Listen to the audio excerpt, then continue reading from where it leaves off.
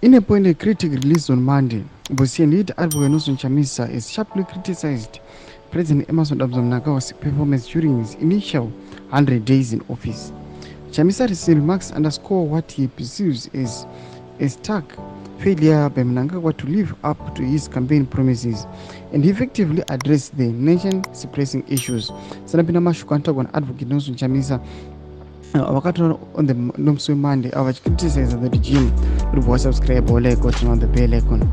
Chamisa specifically highlighted the discrepancies between Mnangagwa's assurance and his actual performance by referencing items from the new Great Zimbabwe Policy Blueprint, particularly number 2, 3 and 6, said Chamisa. Wisdom outlives time. Oliver Tukumutukudzi once sang beautifully, kana uchikopa kupa doi rakanaka.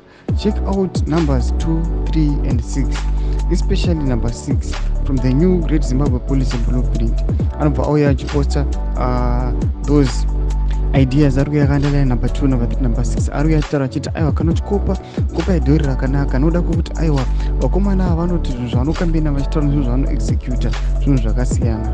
Anoenderamberi anyora chiri Chamisa's critic implies that Mnangagwa's policy blueprint, which was supposed to guide the administration first 100 days, has not been adequately followed.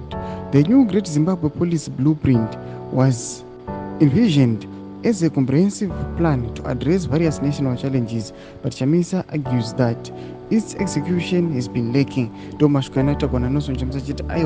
These ideas vanga executor within the first 100 days, but 100 days dzakatopfuura 3 months dzakapfuura kumuna wapinda in power, but hapana kana chinhu chakamboadresiwa. Achivaudza kuti these guys they are incompetent. Tudze mafungiro enyu motodi pamusoro pemashoko ake. Pinda comment section medu, subscribe or like.